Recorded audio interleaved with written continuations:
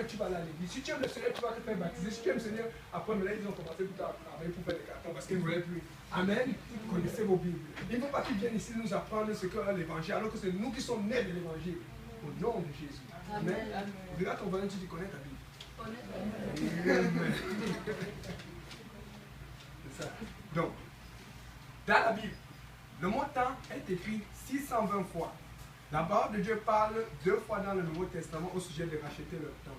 Le mot grec original ici signifie acheter du temps ou sauver du temps pour ne pas être perdu ou gaspillé. Lorsque les gens sont sur leur lit de mort et ne demandent pas une augmentation, ce qu'ils font, c'est qu'ils ne demandent pas une augmentation salariale ou une nouvelle voiture, mais ils demandent souvent un peu plus de temps. Parce que c'est à ce moment que tu te rends compte que, wow, qu'est-ce que j'ai fait de ma vie? Pourquoi il faut toujours attendre ce temps-là? C'est tragique. Il y a plusieurs années en Ontario, un matin, une vague de brouillard dense a parcouru l'autoroute 401 à l'ouest de Toronto. Les conducteurs voyageant à haute vitesse, soudainement et de façon inattendue, se sont retrouvés incapables de voir quoi que ce soit. C'est une histoire vraie. Vous pourrez vérifier sur Internet. Comme les gens ont appuyé sur leurs freins, cela a causé un énorme empilement de véhicules, les uns après les autres s'écrasant dans les voitures en face d'eux. Un certain nombre de personnes ont été blessées et plusieurs ont perdu la vie. Une histoire tragique était celle d'une fille de 16 ans, qui était piégée dans une voiture brûlante entre 2 camions. Personne ne pouvait l'atteindre à travers les épaves du feu parce qu'il y avait beaucoup de feu. On ne pouvait pas, elle était piégée. Mais ils ont entendu crier pour avoir de l'aide et pleurer. Ces dernières paroles ont été répétées à plusieurs reprises alors qu'elle brûlait à mort. Elle disait ceci: mais j'ai seulement 16 ans. J'ai seulement 16 ans. C'est comme ça qu'elle criait. Des fois, et c'est la Bible qui dit ça, que nous avons été créés avec comme le souci de l'éternité. C'est-à-dire que quand on vit, on pense toujours qu'on ne va jamais mourir, que tout va bien. Il faut comprendre que quand on vit, Dieu est toujours en train de guetter quand on va se mettre devant le Seigneur à temps plein. Et le diable est toujours en train de guetter quand on va mourir. Voilà pourquoi vous voyez les gens jeunes qui meurent subitement. Quand tu n'étais pas dans le Jésus, avant d'être baptisé au nom de Jésus-Christ, tu étais une cible facile pour Satan. Maintenant, c'est difficile parce que quand il veut t'attaquer, il voit le sang de Jésus-Christ. Des fois, on se dit que, oh non, peut-être c'est acquis. Non, c'est pas acquis. Tu es béni d'avoir le sang de Jésus. Si tu es baptisé au nom de Jésus-Christ, sache que tu es béni. Si tu es rempli du Saint-Esprit, sache que tu es béni. Parce que tu ne sais pas, peut-être même avant d'être baptisé, le diable avait prévu de te tuer. Des fois, tu ne sais pas, peut-être c'était le moment où ça devait finir pour toi. Quand je disais cela, ça m'a fait me rappeler à un de mes amis de l'école. Donc son papa était dans la même église que mon papa, chrétien. Mais lui, il fait partie d'un de ces jeunes qui a disparu. On n'a jamais retrouvé son corps. Connaissez les pluies bizarres du Cameroun là. Une pluie qui arrive comme cela, ça a levé, ça a inondé tout le quartier et tout. Après l'enfant, on ne le voit plus. J'ai dit que ça va peut-être moi. Parce que lui, il ne sortait pas, mais moi, depuis le pays, je sortais beaucoup. Je dis toujours en route, vous avez les affaires de tu joues au ballon sur le goudron là.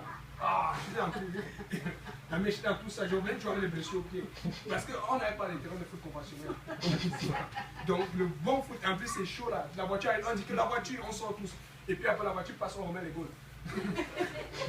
Les foot sur la pluie là, j'ai fait tout ça. Vous savez un peu. En ce moment, on ne connaissait pas encore l'habillement apostolique et les vestes. On jouait en short. Le short se déchirait, on ne changeait pas le long parce qu'il fallait économiser. Ah, non. La jeunesse, ça me manque un peu, c'est la nostalgie. Il manquait un peu de Saint-Esprit, c'est ça le problème. Mais non. Donc, elle est morte à seulement 16 ans. Et ça m'a fait mon ami. Depuis, j'ai oublié ça, mais je me rappelle comment on était affecté l'école. On pleurait, on était tous touchés. On l'a cherché, on l'a jamais trouvé. Il est parti comme cela. Ça aurait pu être nous. Des fois, on se dit que, ah, ben, c'est ça. Ça aurait pu être nous. On a tous des proches qui sont partis aujourd'hui. Nous avons tous quelqu'un que nous connaissons qui est mort. Et si la personne avait connu l'évangile, si elle a connu tant mieux, mais si elle n'a pas connu, on remet ça entre les mains du Seigneur. Donc il faut qu'on s'estime heureux et béni de connaître Dieu aujourd'hui. Des fois, vous savez, on a cette vie, on respire tous les jours. Mais on ne réalise pas comment Dieu nous aime. On réalise tous les jours, on respire tous les jours, mais on ne réalise pas comment Dieu nous donne du temps. Mais après avoir fini cette étude, chacun va aller utiliser son temps à sa façon. Ce que j'aimerais mettre en chacun d'entre nous, c'est que après avoir fini cette étude, nous ne pouvons plus utiliser notre temps à notre façon. Nous devons utiliser ça à la façon de Dieu. Maintenant, c'est laquelle? Il faut prier pour que Dieu te dirige. Nous ne pouvons pas utiliser ce temps-ci que Dieu nous donne comme on veut. Oui, certes, je vous avoue que quand j'ai le temps, je joue au Monopoly. Mais je ne suis pas capable de jouer au Monopoly toutes les semaines. Dès que je peux. Des fois, même, il faut que je skip le travail parce que j'ai besoin, je suis tellement stressé au travail pour aller jouer. ou je prends des vacances. Mais la plupart des choses, vous allez voir, tout ce qui est église, moi c'est un principe chez moi. Tout ce qui est église, ça passe toujours avant. Voilà pourquoi tout ce qui est église, études bibliques, je vais toujours les faire. Le Monopoly ne va jamais passer avant cela. Ou les distractions, ou le sport et tout cela. Mais le problème c'est qu'il y a certains d'entre nous, la distraction est d'abord importante. Le Facebook est d'abord important. Dès qu'il va sur Facebook, la première chose, c'est aller voir le profil du gars ou de la fille qui est cool, qui est classe. Non, pas d'avoir si on a publié une nouvelle vidéo, j'y tenais. Quelle était la prédication d'hier? Un frère Pierre, je sais qu'il était très amoureux de ça. Ça, c'est le temps qu'il t'a pour la Facebook. Pas d'avoir regardé ce genre de choses. Tu ne sais pas quel est le message. Amen. Amen. Hier, c'est qui est bizarre hier. Vous savez, hier, on devait faire l'étude sur la leçon 3, on devait continuer, je crois, Noé, quoi, voilà. Mais les questions étaient attacatoires avec le pasteur. Ça faisait que parler de nourriture, d'excès de table. On est passé de la nourriture à l'excès de table au mariage. Donc quand le pasteur voulait commencer l'étude, il n'y avait plus le temps, il dit mais comment vous faites ça? Et il fallait voir. Je suis sûr que le mot s'est passé parce que d'habitude le mardi, on a toujours des gens en ligne, mais c'est moins. À un moment de l'étude, j'ai commencé à monter. J'ai dit ah voilà.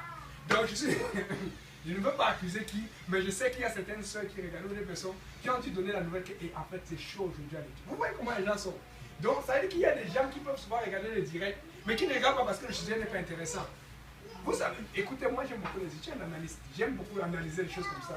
Parce que pour un mardi, on n'a pas autant de gens connectés. Souvent le dimanche, le matin, tout ça, je sais à peu près la moyenne ou quand ça monte. Mais hier, on a eu beaucoup de gens connectés. Mais ils n'étaient pas connectés dès que le début de l'étude a commencé. Ils étaient connectés pendant l'étude. Ce qui veut dire qu'on les informait que le sujet était chaud à l'étude. Et ce qui veut dire que, comme on leur a dit que le sujet était intéressant et que ça chauffait et que justement les gens n'étaient pas d'accord, ils posaient des questions, ils ont certainement laissé ce à quoi ils avaient accordé leur temps pour donner du temps à ce qui était en train de se faire à l'étude du mardi. Ce qui veut dire que s'ils ne regardaient pas l'étude du mardi, c'est qu'ils avaient accordé leur temps à autre chose. Peut-être qu'ils étaient en train de prier, je ne sais pas. Mais là, quand tu pries ton soleil est fermé, comment tu fais pour te informer que. On ne va pas rentrer là-dedans. Amen. J'essaie de convaincre quelqu'un qui utilise bien ton parapluie. Amen. Bon. Donc, comment pouvait-elle savoir que le temps s'arrêterait à 16 ans? Aucun de nous ne connaît le jour de notre mort, mais nous devions avant tout veiller à ce que nous ayons obéi à l'évangile et que nos vies soient droites avec Dieu. Le moment le plus précieux de notre vie, c'est le temps que nous prenons pour nous préparer pour l'éternité. Dans 2 Corinthiens 6, verset 2, la parole de Dieu nous dit que c'est maintenant le temps favorable et maintenant c'est le jour du salut. Dans les évangiles, l'histoire nous concerne. Jésus sur la montagne regardant Jérusalem et pleurant, déclarant comment il désirait rassembler les gens sous ses ailes. Tout comme une mère, la poule qui rassemble ses petits poussins sous ses ailes pour les protéger et les couvrir. Cependant, ils ont refusé son œuvre. Dans Luc 19, verset 41 à 44, cette scène omet la mention de la poule mère. Mais Jésus déclare que des choses terribles allaient leur arriver parce qu'ils ne connaîtraient pas le moment de leur visite. Il était là-bas, juste là, prêt à les aider et à les sauver. Mais ils ont rejeté son ordre. Bien sûr, le temps s'est écoulé en 70 après Jésus-Christ. Titus et l'armée romaine marchaient vers Jérusalem, massacrant le peuple, détruisant la ville. Et si seulement ils avaient pris le temps d'ouvrir les yeux et d'évoquer le nom du Seigneur Jésus.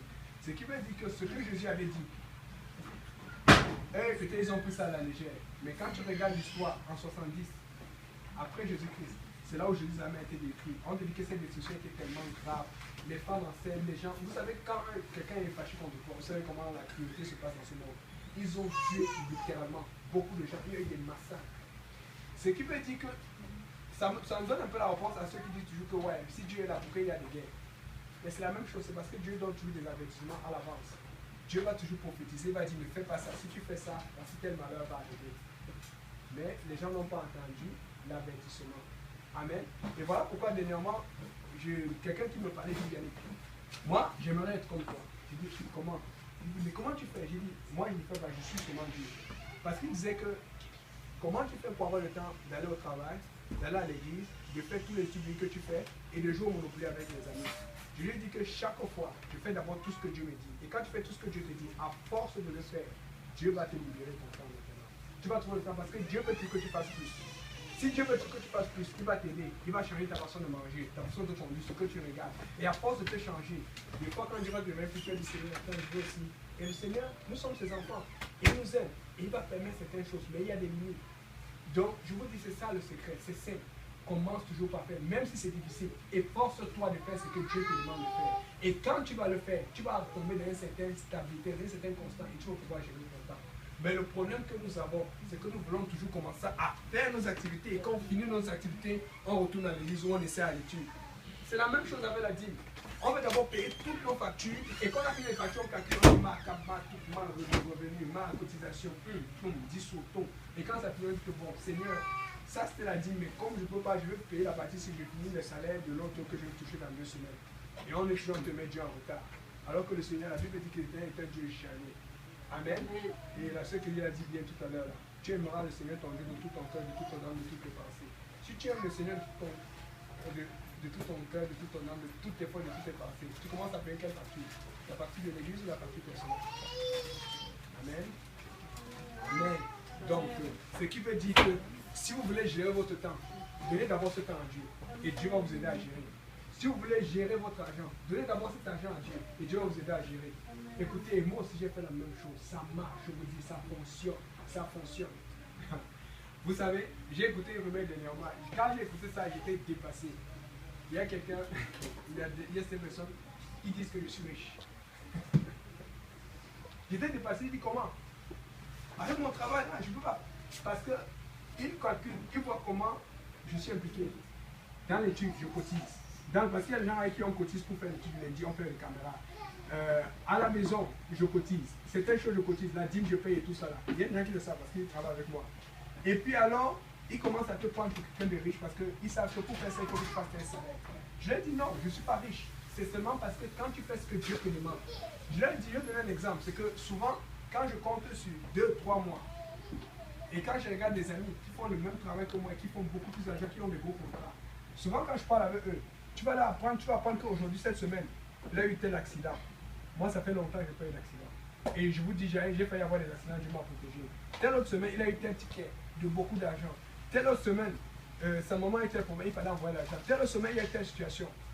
Or, moi, j'ai tout ça et je paye une passion alimentaire. Ce que je veux dire par là, c'est que si tu donnes ton argent à Dieu, si tu donnes ton temps à Dieu, Dieu va te le retourner au centuple. Parce que les gens confondent entre Dieu qui te donne du cash et Dieu qui met sa main sur toi.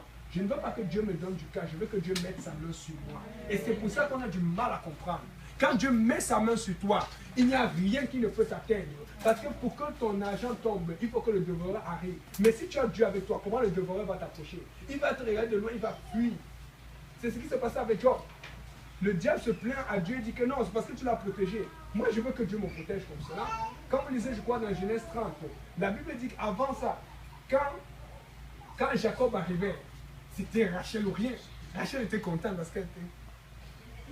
La Bible dit qu'elle était comment? La Bible dit qu'elle était grande, belle de figure, belle de taille. Donc, sont le genre de soeur que tu... Pas de soeur, elle va pas là-bas. Le genre de fille que tu les vois à la gym là. Tu regardes par la fenêtre, tu vois... les cheveux ici. Tu dis, oh, ça c'est... Parce que j'ai trouvé tu as trouvé où?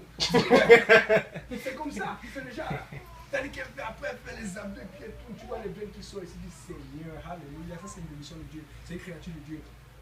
Mais la Bible dit que Léa, elle avait les yeux délicats. La Bible ne dit pas que Léa était belle. La Bible ne dit pas que Léa était laide. Parce que des fois, quand on dit qu'elle a les yeux délicats, on pense qu'elle était laide. Elle n'était pas laide, je vous dis. Mais la Bible dit que quand on voyait Rachel, c'est d'abord la beauté qu'on voyait, la beauté physique. Mais ça veut dire que quand on voyait Léa, c'est d'abord sa beauté spirituelle qu'on voyait. Parce que les yeux délicats, ça parle de la sensibilité. Les yeux délicats, ça parle de la douceur. Les yeux délicats, ça parle de l'attrait spirituel.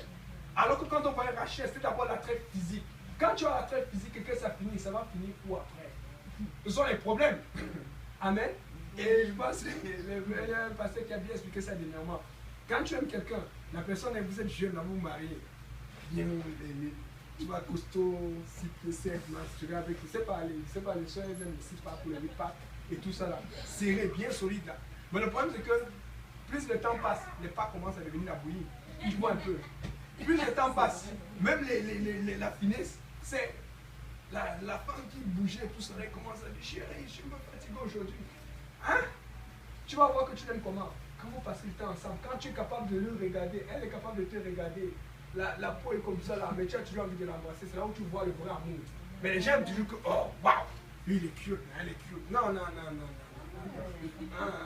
Si tu veux dire le mot cute, dis au moins que lui, il est spirituellement cute. Elle est tellement... Là, au moins, ça peut aller. Mais tu commences tout par la cute. Sois honnête, quand tu dis qu'il est cute, elle est cute, c'est pas pour toi. C'est pas pour physique. Allez d'abord regarder au spirituel. Amen. Amen. Allez d'abord regarder le frère qui court à l'église, le frère qui donne l'étude publique. Même s'il n'est pas toujours celui qui est toujours le plus challenger dans les commentaires sur Facebook. Amen. Avant d'abord regarder celui qui pleure devant le pasteur tout le temps, celui qui est toujours en train de prier. On dit ah, lui n'est pas connu, non, non, non, au contraire, le Seigneur a sa main sur lui. Et la Bible dit donc que Léa, qui était délicate, douce, sensible, patiente, attentionnée, qui faisait la nourriture, qui sentait bon comme c'est toi, donc, Léa, elle était tellement délicate que c'est elle que Dieu a commencé à bénir avec les enfants. Peut-être Dieu savait que s'il bénissait Rachel, on aurait pu entendre alors, ça allait déjà qu'on entendait trop parler d'elle dans le quartier. La Bible dit que c'est elle qui allait faire, s'occuper des animaux, du troupeau de son père. Peut-être son père savait, quand les bergers voyaient tout le monde s'écarter, oh, Rachel est arrivée, yo, écartez-vous, tu vois. On savait, tu vois un peu. Elle avait une réputation. Qu'elle arrivait là, écoute, donc si tu as une réputation, quand tu arrives, on dit que waouh, fais attention.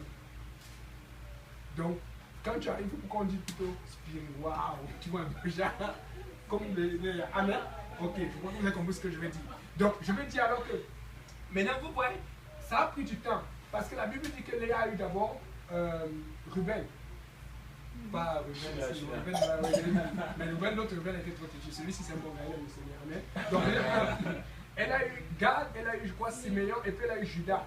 Et quand elle a eu Judas, Lévi, ouais, c'est ça. Elle a eu Judas, elle a dit que cette fois-ci, j'ai loué l'Éternel. On sait qu'un enfant, ça prend combien de temps? Au moins 9 mois. Ce qui veut dire que si tu prends 4 enfants et que dedans, le long qu'elle a eu un enfant par année, ça prend au moins 4 ans. Ça a pris 4 ans pendant lequel on regardait seulement Rachel, pendant lequel on l'ignorait, pendant lequel Jacob profitait. Il passait du temps avec Rachel et puis il gardait les enfants. Il avait les enfants, mais quand il fallait aller dans la cabane, il allait avec Rachel. Vous voyez un peu, c'était un vrai trompeur, un manipulateur. Mais ce qui se passe, c'est qu'elle a pris du temps. Ça a pris du temps, elle est restée avec Dieu. Mais avec le temps, quand tu reviens maintenant, je vois dans Genèse 30, 31, la Bible dit que Rachel voit maintenant qu'elle n'a pas d'enfant. Elle ne voyait pas qu'elle n'avait pas d'enfant non plus. C'est parce qu'à ce moment, elle s'est rendue compte que, wow, moi je suis là, j'ai toujours le mari. Mais ça change quoi? Mais il y a quelque chose de différent. C'est une chose d'avoir quelqu'un qui est là, mais c'est une chose d'avoir quelqu'un qui ne fait que net là. Ça, c'est un miracle de Dieu. Et elle commençait à voir que, wow, pourquoi moi je n'ai pas d'enfant? Et là, elle se fâche contre son mari. Donne un enfant. Qu'est-ce que son mari répond? Il se met en colère et dit, je suis à la place de Dieu. De lui répondre que hey, c'est toi et Dieu, ce n'est pas moi. Parce que moi et Dieu, on a déjà un contrat. Parce qu'on sait que Jacob avait déjà rencontré Dieu. Tu penses que parce que tu es marié à quelqu'un ou parce que tu es un ami de quelqu'un, c'est annoncé ou d'éteindre sur toi? Non, peut-être ça va t'influencer, mais toi et Dieu, tu vas régler. C'est-à-dire que si tu vois quelqu'un qui utilise son temps pour Dieu, toi aussi tu vas utiliser ton temps pour Dieu. Ne commence pas à profiter du fait qu'il utilise son temps pour Dieu pour commencer que ça va déteindre sur toi. Ça peut t'influencer, mais tôt ou tard, ça va te rattraper. Et là, maintenant, la Bible dit que Léa, qui était jalouse de Rachel, ça a changé. La Bible dit que c'est Rachel qui devient jalouse de Léa. Parce qu'au départ, Rachel avait beau avoir le regard de l'homme sur elle, de l'homme le plus populaire du coin, de Jacob, qui avait les promesses qu'on dit l'enfant de Dieu, la lignée d'Abraham. Mais par la suite, elle s'est rendue compte que oui, j'ai beau avoir le regard de l'homme de Dieu sur moi, mais moi, Léa, j'ai le regard de Dieu, qui est le Dieu de cet homme sur moi. Tu veux le regard de qui sur toi? Le regard de Dieu ou le regard de l'homme de Dieu sur toi?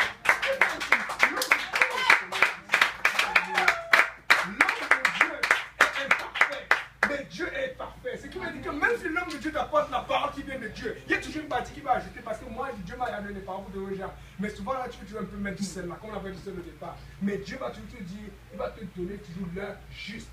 Parce qu'il est le même hier, aujourd'hui et éternellement. Ce qui veut dire que si tu utilises ton temps maintenant, ça va sembler comme si ça change tout ton programme. Ça va changer comme si ça affecte toutes tes choses. Mais je te dis qu'à la longue, les gens vont le savoir, on va savoir qu'il y a la main de Dieu sur toi. Où est-ce que tu utilises ton temps? Si tu utilises ton temps maintenant de la bonne façon, ça peut sembler être difficile, ça va sembler être une transition difficile. Mais à la longue, on va savoir que la main de Dieu est sur toi. Amen. Regarde ton main, tu dis, je veux la main de Dieu sur moi. Je veux la main de Dieu sur moi. Si tu avais un projet de forme de mari, mets ça de côté là-bas. Alléluia. Tu dis c'est pour un temps. Amen. Donc, tant que nous avons la vie, nous avons encore du temps. Le temps est précieux et quand le temps stoppe pour un individu, il y a l'éternité. Il y a deux destinations éternelles après la fin du temps, et quand la vie est terminée, il y a un enfer, préparé à l'origine pour le diable et ses démons.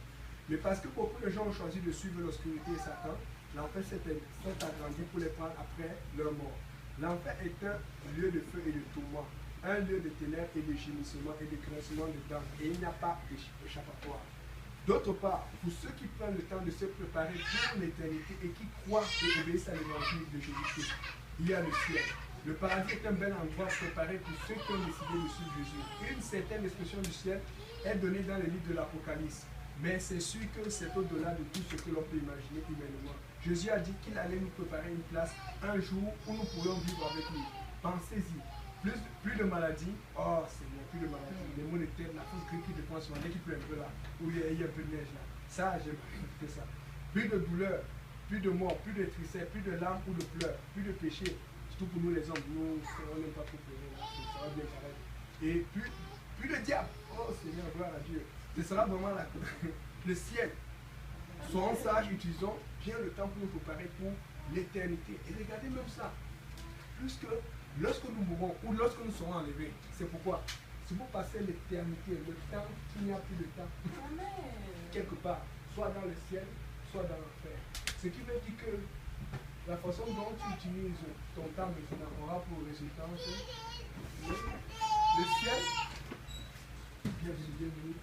le ciel ou l'enfer. Alors à quoi ça sert? Puisque ce temps-ci est temporaire. Amen. Je pense que la moyenne d'âge serait dans le 25, maximum 30, non, 27 je dirais. Amen. Donc nous avons encore beaucoup de temps. Mais n'utilisons pas ce temps pour rien. Si vous ne pouvez pas comprendre que allez ailleurs, utilisez votre temps. Utilisez le temps pour Dieu. Parce que le temps pour Dieu va toujours être payé positivement. Mais le temps que vous utilisez pour Dieu, au-delà du plaisir et de la distraction, parce que nous en avons besoin. Quand ça commence à être abusé, ça commence à être négatif, ça commence à nous enlever la présence de Dieu. Amen. Très important. Donc, on va se lever, on va poser quelques questions. Aujourd'hui, j'ai écouté à l'école. Dieu a pas et moi, j'ai écouté à l'école. Souvenez-vous d'une chose qui fait une pièce complète de temps. J'ai un bon exemple. Un jour, j'étais avec un de mes amis, on l'appelle Carré. Lui, c'est un de ces gars que, quand il m'a vu convertir, parce qu'on appelle vraiment des mauvais coups, que quand il m'a vu convertir, parce que nous, on nous appelait les chasseurs. Parce qu'on allait dans les bois de nuit, partout dans les quartiers, on voulait montrer celui qui a le plus occupé, celui qui chassait. Donc, quand je lui ai dit que j'ai dit que sur Internet, je lui ai parlé, je lui ai dit que bon, en fait, moi, je ne chasse plus. Donc, on a changé tout ça là et tout. Il dit oui, j'ai compris, j'ai entendu que tu es chrétien. Il te veut venir à l'église finalement parce que quand tu dois changer comme ça, c'est après j'ai dit que non. En fait, je suis chasseur toujours, mais je chasse maintenant les arbres. Il t'est dépassé avec toi là. Donc on chassait tout ce qu'on chassait, on a changé seulement l'instrument de chasse. Mais non, ce qui se passe, c'est que lui, avec un jour, vous savez les jeux vidéo, Dieu m'a délivré de ça. Un jour, on a commencé à jouer. J'ai gagné, après il a gagné. À un moment, j'ai une série de victoires. On jouait les jeux vidéo Street Fighter. Je devais travailler le lendemain. Et puis, pour une raison, il a commencé à me battre et il ne voulait pas laisser. Et une autre raison, j'ai commencé. Tu sais, c'est comme le diable me manipule, c'est incroyable. J'ai commencé à me battre. On a commencé à se battre, on se retrouvait à 5 heures de matin. À un moment, on a dit ok, on fait 2 ou 3 derniers matchs. On a fait 10 matchs. À 6 heures, je vais travailler vers 7 ou 8 heures. Je suis allé, j'étais fatigué. Vous savez, le diable, c'est un homme. J'ai perdu le temps, j'ai regretté comme le temps. Le problème, c'est que ça arrive plusieurs fois. Je suis en train de vous dire que vous avez peut-être la bonne volonté de bien faire, mais dans la pratique, c'est plus difficile. Dans la conception, c'est bien. Vous l'avez dans la pensée, Dieu le voit. Mais dans la pratique, c'est difficile. Demandez de l'aide. Si tu as peur de dire que tu perds ton temps, au moins ça fait quelqu'un pour dire qu'est-ce qu'on peut faire. Sans dire nécessairement que tu perds ton temps, si tu as peur de ton temps. Demandez de l'aide. Il y a des gens qui sont occupés. Je suis occupé. Le frère qui est occupé, appelez-nous. Je vous garantis quand on vous dit. Il y en a qui travaillent bien. Il y en a qui travaillent. Le seul problème, c'est que les gens peuvent passer quand tu donnes une fois, tu sens comme tu peux te dire, bon, tu dois faire ça encore plus. Et là, tu vas commencer à fuir. Parce que tu vas voir le temps de ce que tu fais. Vous savez, Dieu te demande quelque chose continuellement parce que si tu vis dans le ciel, tu vas vivre continuellement dans le ciel. Est-ce que tu es en train de vivre pour Dieu maintenant pour que si tu donnes le temps à Dieu, lui aussi va te donner 10 ans pour te souhaiter. Non, ça ne marche pas comme ça. Si Dieu va te faire vivre éternellement, tu dois vivre continuellement pour Dieu aussi. Amen. Et tu te demandes de commencer quelque part. Regarde ton voisin, tu commences quelque part. On va se lever. On va parler avec elle. Maman, on a mangé à fruit déjà. On a mangé à fruit déjà.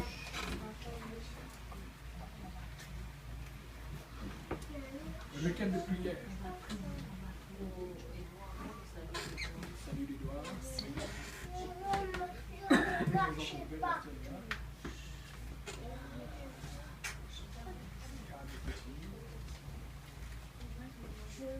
Plus belle. Le moment de doute, mais Moi, tu vas voir, je suis capable d'attraper ça. Je suis capable. Et moi, j'ai d'attraper ça. Maman, tu es ici. Tu vas voir. Tu vas voir. Pas ici. ok.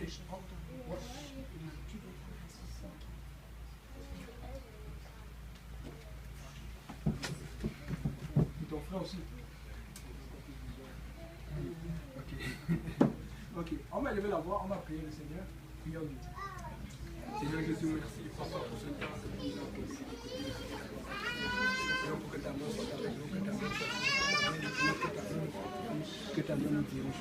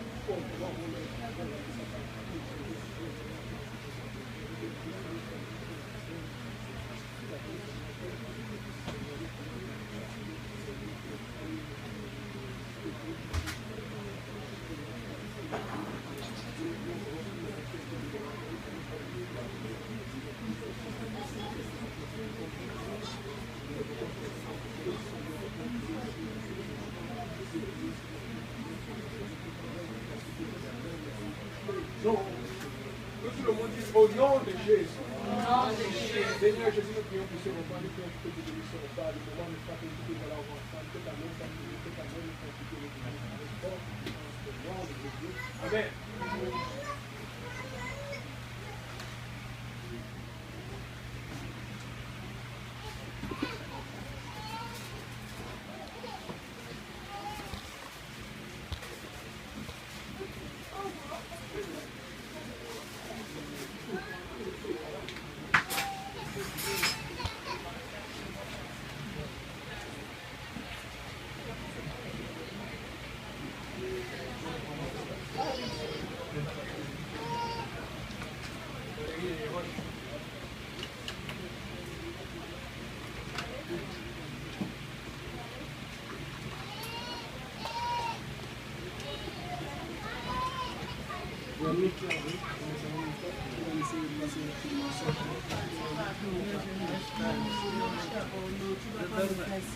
Pardon.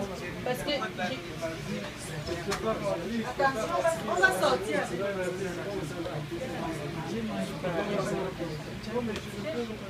Attention, c'est chaud. On va brûler personne.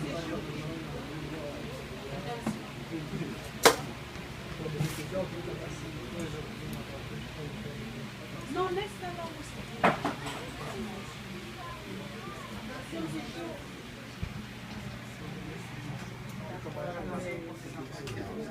S'il te plaît, Kelly, tu peux.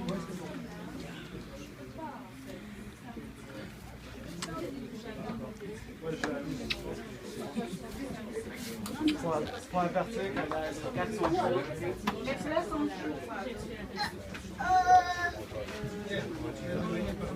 Oui. Formation de Yannick.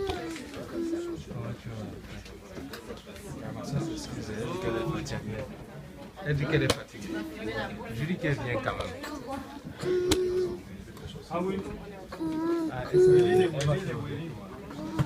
Mais demain, elle travaille. Ah, tu parles de Michel. Ah, je ne l'avais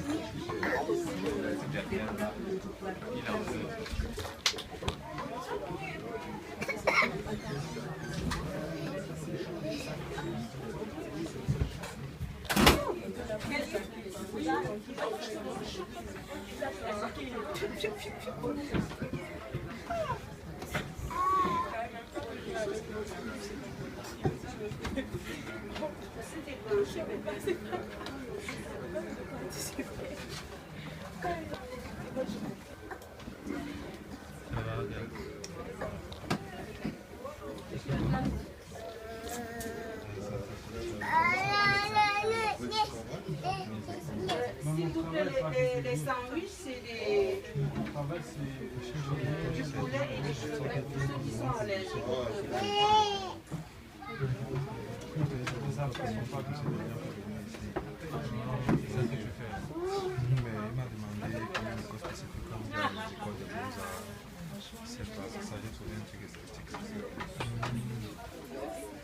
T'as déjà quelqu'un.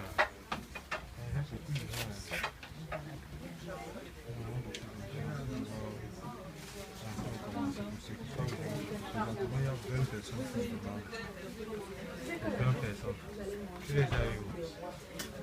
Ils ont passé le message, ils ont passé après, ils sont pas venus.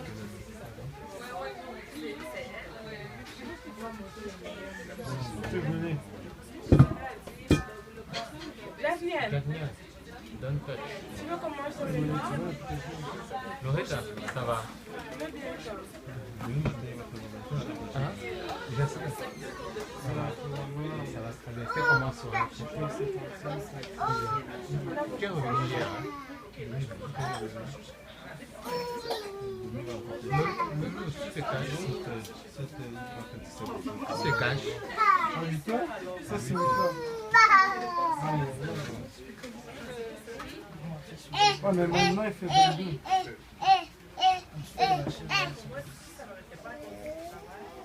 6 km.